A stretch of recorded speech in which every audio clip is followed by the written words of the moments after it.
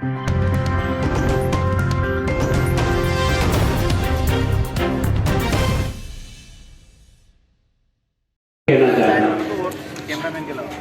देश में जनता का राज है और तो मुझे कोई जरूरत है नहीं, आपको जरूरत हो तो इधर रख लो, क्योंकि मैं कुछ बोलूंगा तो आप कार्यकर्ता हूँ, जिस विचारधारा का कार्यकर्ता हूँ। तो ये पार्टी देश के लिए बनी है, किसी नेता की चाकरी करने के लिए नहीं बनी। हमने संकल्प लेकर के राजनीति में उतरे हैं। कांग्रेस और बीजेपी में जब तक आपका दिल और दिमाग अंतर नहीं करेगा, कभी कांग्रेस भी अच्छी पार्टी थी, देश के लिए उसने भी बहुत कुछ कुर्बानियां की थी, वोटों की खेती पकाने के पीछे हो गया और जिस तुष्टीकरण के आधार पर इस देश को बर्बाद करने के रास्ते पर ये बढ़ गए थे, उसको रोकने का पहला प्रयास किसी ने किया तो डॉक्टर श्यामा प्रसाद मुखर्जी ने किया, जिससे दल केंद्र की मंत्रिमंडल का चलाना चाह रहा और जम्मू कश्मीर में जिस प्रकार के नरसंहार हो रहा है, डॉक्टर प्रेमनाथ डोगरा और उसकी पार्टी जिस प्रकार से संघर्ष कर रही है और तेरी सरकार जिस प्रकार से उस पर जुल्म ढा रही है, मैं तेरे इस अभिमान को चूर करके छोड़ूंगा। और इसलिए जनसंघ की स्थापना करने के लिए अपना मंत्रिमंडल का पद छोड़ करके मैदान जंग में उतरा था। ये भारतीय जनता पार्टी और भारतीय जनसंघ इस आधार से, और मैं जिस नगरी में बैठा हूँ यहाँ संघ का वो पौधा है जिसको हजारों कार्यकर्ताओं ने अपने खून पसीने से सींच कर इस राष्ट्रीय विचारधारा को आगे बढ़ाने का प्रयत्न किया। उस नगरी के पीछे बोलना, मैं सोचता हूँ जिस धारा 370 के कारण से कश्मीर बर्बाद हो गया था, देश की आजादी से लेकर के जब तक ये धारा रही तब तक इस कश्मीर की हिफाजत के लिए आपके और मेरे उन वीर सैनिकों ने जो अपना बलिदान दिया, वो एक दो संख्या नहीं है, 40,000 लोग इन पत्थरबाजों के हाथों कुर्बान हुए हैं। कभी कोई गोली मारता, कभी कोई बम फेंकता है, कभी कोई आतंकवादी आ जाता है, कभी कुछ आ जाता है, लेकिन सरकार ने हाथ बांध रखे थे, जब तक आदेश नहीं तब तक गोली नहीं। लेकिन आपका ये भारतीय जनता पार्टी का एक साधारण सा लड़का, एक साधारण सा कार्यकर्ता, एक चाय बेचने वाला बच्चा जब हिंदुस्तान का इस विचारधारा के आधार पर प्रधानमंत्री बनता है ना, तब उसने मन से इस बात को स्वीकार किया कि मैं धारा 370 को तोड़कर फेंकूंगा और अपना मन का निश्चय को आगे बढ़ाया। और आप लोगों का आशीर्वाद था। अगर ये इस वोट की पेटी से 303 एमपी नहीं जीतते और ये बहुमत नहीं बनता, बहुमत तो आपने हमारा पिछली बार भी बनाया था, पर हम कानून नहीं बदल सकते थे, क्योंकि जनता पार्टी को आशीर्वाद दिया और उन्होंने इस बात का तय किया कि धारा 370 और 35A को हटाएंगे।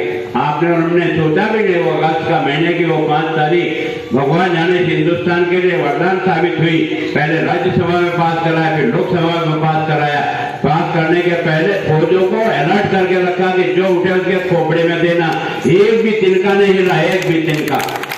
और धारा 370 और 35 से हटने के कारण से ये जो पत्थरबाज हिंदुस्तान के सैनिकों के ऊपर हमला करते थे, उनको सबको दल में घुसेड़ दिया। हिंदुस्तान के तिरंगे झंडे को जूतों में डालकर रगड़ करके आपको और मेरे टीवी पे दिखाता था, देख तेरे हिंदुस्तान का झंडा। लेकिन अगर हिंदुस्तान के तिरंगे की हिफाजत किसी ने की, उसका नाम भारतीय जनता पार्टी का नेता नरेंद्र मोदी। दोनों में फर्क है। हम देश के लिए जीते हैं, केवल टुकड़ों के लिए और वोट के लिए नहीं जीते हैं। और आप और मैं सब जानता हूं, अगर ये राम मंदिर का निर्माण आज शुरू हुआ ना, ये इस व्यक्ति की सूझबूझ से शुरू हुआ। ये काम कांग्रेस भी कर सकती थी, क्योंकि कानून का जो कुछ भी निपटारा हुआ तो कोर्ट से हुआ, कोई हमने अपनी मन से फैसला नहीं लिखा, फैसला तो सुप्रीम कोर्ट के लोगों ने लिखा। ये काम कांग्रेस भी कर सकती थी, पर कांग्रेस जानती थी कि अगर ये दीवार तोड़ दी तो हिंदू और मुसलमान एक हो गए तो मेरी वोट की खेती पक गई नहीं। वोट की खेती पकाने के लिए इन्होंने लगातार 70 वर्ष तक हिंदू और मुसलमान को राम जन्मभूमि के स्वीकार करके आज भगवान श्री राम का मंदिर का निर्माण शुरू हो गया है। जो आपकी और मेरी आस्था, समान नागरिकता का कानून जो पास किया ना, सीए की जो हमने पास किया, ये किसके लिए था? आपको हमको पीड़ा नहीं होती इस बात की? इस कानून के पास होने के पहले जो बांग्लादेश से और जो पाकिस्तान से लोग भाग करके अपनी इज्जत बचाने के लिए अपनी माँ बहनों को लेकर इस दलदल की ठोकर में हिंदुस्तान में आकर के भिखमंगों की तरह रह रहे थे। कानून तो नेहरू जी ने बना रखा था नागरिकता देने का, पर इतना पेचीदा था कि नागरिकता मिलती नहीं थी, अधिकारी टरकाता रहता था।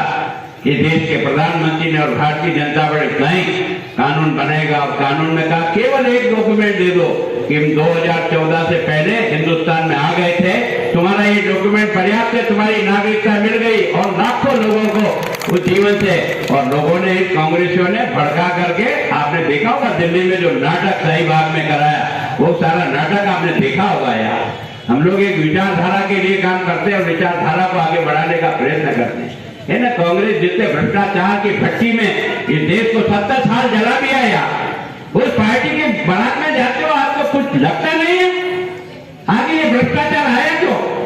क्या आजादी के पहले हमको कोई शोगर खा के पैदा हुए थे कि हम सब जाकर के हिंदुस्तान को लूटेंगे? पर जब नेता लूटता है तो उसका नीचे का कर्मचारी भी अपने आप लूटना सीख जाता है। जिसकी माँ और बाप चोर होते हैं ना, उसकी औलाद चोर पैदा होती, औलाद का कोई दोष नहीं है। तुमने 70 सालों में हिंदुस्तान को तस्वीर समाप्त कर दिया। उस भ्रष्टाचार की भट्टी को अगर किसी ने रोका ना, उसका नाम नरेंद्र मोदी और भारतीय जनता पार्टी है। दोस्तों कुछ विचार करो, भारतीय जनता पार्टी और कांग्रेस में अंतर है। आपने देखा होगा एक कानून का थोड़ा सा परिवर्तन किया, खाते खुलाओ, खाते खुलाओ, खाते खुलाओ, सबका पैसा आज की तारीख में कहाँ जा रहा? खाते में जा रहा। लगा कट लगा, कहाँ लगाया? कांग्रेसी चिल्लाते अच्छे दिन कब आएंगे, क्योंकि बिना मेहनत के कटिंग मार रहे थे इतने साल तक, ये इसने बंद कर दिया, इसलिए तुमको अच्छे दिन नहीं लगते हैं। मैं सोचता हूँ इस देश के प्रधानमंत्री ने जिस प्रकार का परिवर्तन लाने का प्रयास किया है, सब कुछ समझने का प्रयास किया। ये पहला हिंदुस्तान है दोस्त। आपको और मेरे को बहुत आश्चर्य होगा कि हिंदुस्तान के इस प्रधानमंत्री ने 2 वैक्सीन कोरोना से लड़ने के लिए द्वारा हमारी मच रही थी, सब कुछ सुविधा होने के बाद भी, लेकिन इस देश के प्रधानमंत्री ने अपने वैज्ञानिकों को, अपना दवा बनाने वाले मालिकों को जिस प्रकार का हौसला बुलंद किया, उनके साथ सारी सरकार आपके पीछे खड़ी है। आप अपना प्रयत्न चालू करो जिसके कारण से वैक्सीन बने। और हिंदुस्तान ने इतने सालों की 75 साल की आजादी में अगर वैक्सीन बनाने का काम किसी ने किया, ये भारतीय जनता पार्टी का नेता नरेंद्र मोदी ने किया है। आज आप और मैं सुरक्षित है ना, ये मास्क लगे हुए हटा लिए आपने, ये किसकी बदौलत? जब ये महामारी आई थी ना, हम संकट भूल गए थे, अब पता नहीं कितने लोग मरेंगे, कितने लोगों को मौत के शिकार होना पड़ेगा। 1920 में प्लेग आया था, तब हिंदुस्तान की आबादी 30 करोड़ थी, उस समय 3 करोड़ लोग इस प्लेग से मरे थे, 3 करोड़। लेकिन इस व्यक्ति ने है ना, जैसे ही लगा कि ये बीमारी आपस में छूने से लगती है, एक दूसरे के आवाज से और थूक से लगती है, एक दूसरे के नजदीक जाने से, एक झटके में लॉकडाउन लगाया। सारा देश का कोई बॉम्बे अटक गया, कोई मद्रास में अटक गया, सबने आलोचना की, हमको यहाँ फंसा दिया, यह कर दिया। अगर वो फंसाता नहीं था, तुम्हारे पास कोई मेडिकल तैयारी नहीं थी, तुमने क्या किया? राज किया मेडिकल की तैयारी के लिए किट नहीं है, पीपी किट मौजूद नहीं थे, वेंटिलेटर नहीं मौजूद थे, अस्पताल में खाट मौजूद नहीं थे। इस व्यक्ति ने बहुत होशियारी से एक बार लॉकडाउन लगाकर सारी तैयारी की, और तैयारी करने के आधार पर हिंदुस्तान की इतनी बड़ी आबादी होने के बाद भी उसको सुरक्षित बचा के निकाल दिया। इसको कैसे? तो तुम रोज आलोचना करते हो, हमको वैक्सीन नहीं मिलता है, वहां क्या लेट के भूले थे तुम, हम वैक्सीन नहीं मना? क्या बोलता है? कुछ भी पता नहीं, जो मर्जी आज और ठोकी जाएगा, कुछ समझ में नहीं आता। हमारा मुख्यमंत्री 18 महीने से केस में है और यहाँ आगे भाषण देगा कल। इतने दिन तक क्या हो गया? जब तुम एक डॉक्टर से चाहते हो हॉस्पिटल में बीमार को देखे, तुम एक पुलिस वालों को चाहते हो वो खड़ा है सड़क पर, और तुम 18 महीने तक केस में हो। सरकार हो रही है, क्या चला रहे हो तुम? झांसा देकर के हिंदुस्तान का, इस राजस्थान की जनता को ठगा, 1 2 3 4 9 10 कर्जा माफ, चले थे तेरी बारात में। गजेंद्र सिंह जी, आपको उसमें से वोट मिले जो गुड़िया नीचे लगा दिया था पैनी में, 10 दिन में कर्जे माफ हो जाएंगे। हो गए क्या कर्जे माफ? अब आप वोट दोगे अगर मान लो कांग्रेस को, तो उसको जाएगा क्या कि हाँ मैंने बहुत अच्छा काम किया, ऐसा देकर के आप मेरे को क्या दिखाओगे? वहां मुझे कहेगा गुलाबी वहां भाषण दे गया कन्नौड़ में, क्या होगा? तो मैं मीट के मुद्दा करके रोऊंगा, और क्या करूं? बहुत दुख होता है। ये दिया लड़ रहे, एक इधर एक होटल में बंद है, एक दूसरे होटल में बंद है, कहता है नाजोगा है, नाकाबिल है, ऐसा है वैसा है, तेरी पार्टी का अध्यक्ष है, क्या बोल रहा है? इस आदमी ने मेहनत करके 21 सीटें थी तुम्हारी, पिछले बार 21। मैं इसको चुनौती देता हूँ, तो बड़ी बड़ी डींग मारता है और यहाँ भाषण ठोकने आएगा कल। मुझे ये बता दे, तू 5 साल तक पिछली बार वसुंधरा जी जब मुख्यमंत्री थी, विपक्ष में 21 में से तुम भी बैठा है, तेरे मुंह से कभी 5 शब्द भी राजस्थान के दुख दर्द के लिए, जनता के लिए बोला हो तो रिकॉर्ड निकाल के बता। क्या कमाल करता है ऐसी हालत में, मतलब पता नहीं क्या हो रहा है। आपने देखा नौजवानों का या तो नौकरी मिलेगी या 3500 रुपया भत्ता मिलेगा, वो भी तेरी बारात में आया। हर बच्चा, मेरी बच्ची मुझे पूछने लगी कि बाबा आपकी पार्टी तो कुछ दे ही नहीं रही है, कांग्रेस ये तो कह रही है नौकरी देगी नहीं तो 3500 रुपया हाथ करके तो देगी। मेरी बच्ची मुझसे पूछती, इसका मतलब उस बच्चे के मन में ये तो आया कि कम से कम इतनी मदद भी मिलेगी तो कम से कम पिताजी के सामने हाथ तो नहीं फैलाना पड़ेगा, मैं पड़ा रहूंगा। और इसलिए वो भी उस बारात में गया। आज 3.5 साल हो गया ये शिक्षा की नगरी में खड़ा हूं। अफसोस ये नापतोल के आधार पर वोट पड़ा जाता है, ऐसा नहीं है कि वोट किसके आधार पर पड़ता है।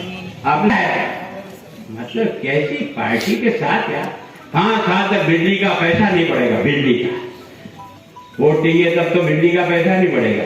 अब तू देख, सितंबर 18 का तेरा ही बिल निकाल घर का, और अभी 21 का तेरा ही बिल निकाल सितंबर का। एक आंख से देख, बिजली के तार में करंट नहीं आता है, कागज के छूटे में करंट आ रहा है, और उसके बाद भी वोट दे दे। अब वो भगवान ने उनको उठा लिया तो उठा लिया, आप उसमें क्या कर, केवल उनकी मौत हो जाने के कारण सहानुभूति, काहे के सहानुभूति यार, प्रेम की बात करो, उनको मदद करो, ये समझ में आ सकता है। पर वोट की खेती इसके आधार में पकाना चाहते हो, इसका मतलब तुम्हारे जो पाप किए हैं 3 साल के, उन पापों को एक कोड़े में डाल दो और केवल सहानुभूति के आधार से वोट लेने का मामला करते हो। ये लोकतंत्र नहीं है। मैं आपसे रिक्वेस्ट करता हूं, जैसे गुलाब चंद कटारिया सोचता है ना वैसे आप ही, पर यहाँ हमारे 2 निर्दलीय की खड़े हैं, वो भी टूटियां निकालने की कोशिश कर रहे हैं। यार मेरी पार्टी 70 साल कोड़े फोड़ के थक गए हम, जब जाकर के जनसंघ का पौधा आज राज की पार्टी बना है। कांग्रेस इतने साल, ये कल पैदा हुआ है, क्या कर रही है पार्टी, राज बना दी। पहले तो वसुंधरा जी जो तुम्हारी थोड़ी बहुत चलती थी, अब कौन चलाएगा वहां, विकास की बातें करते हैं, कौन पूछने वाला, कौन विकास करने वाला। एक कोने में पड़े रहो, कोई पूछने वाला भी नहीं मिलेगा। और एक हमारे साथी उदयलाल जी जो पार्टी का काम करता है, अरे पार्टी में तो सैकड़ों कार्यकर्ता गुलाब चंद के साथ उदयपुर में काम करते हैं यार। मैं 8 बार विधायक बन गया, मेरे बाजू वाला कार्यकर्ता भी सोचता है ये साला मरेगा तब आएगा मेरे को,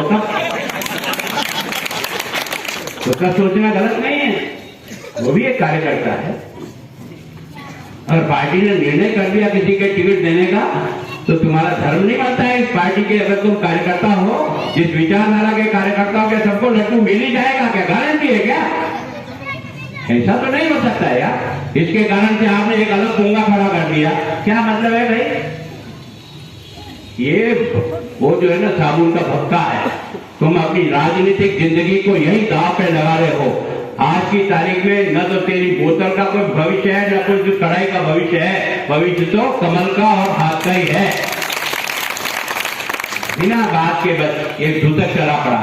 और गुलाब जी चाहता था टिकट दिलाने के पहले प्रयास करना मेरा धर्म है, मेरी पार्टी में मेरी बात रखना मेरा अधिकार है। और अधिकार में जब सब लोग बैठ करके निर्णय करते हैं तो उसकी पालना करना भी गुलाब चंद का अधिकार और कर्तव्य है। क्या मैं अपनी पार्टी के खिलाफ जाऊंगा? 40 साल की 44 साल की मेरी तपस्या को धूला लगा दूंगा? नहीं। आज तो मुझे मिल रहा है, कल मुझे नहीं मिलेगा, मेरे किसी साथी को मिलेगा। मेरा टेस्ट तो उस दिन होगा कि मेरे किसी साथी को मिलने के बाद गुलाब चंद किसी ईमानदारी से काम करता है, तब तो वो पार्टी का भक्त है। बाकी वो स्वयं अपना भक्त है। हमने अपने भक्त बनाने के लिए पार्टी नहीं चलाई है, हमने देश की भक्ति करने के लिए अपनी पार्टी चलाई है दोस्तों। और मैं सोचता हूँ कि आप लोगों के मन में थोड़ा बहुत कचरा फंस गया इधर उधर।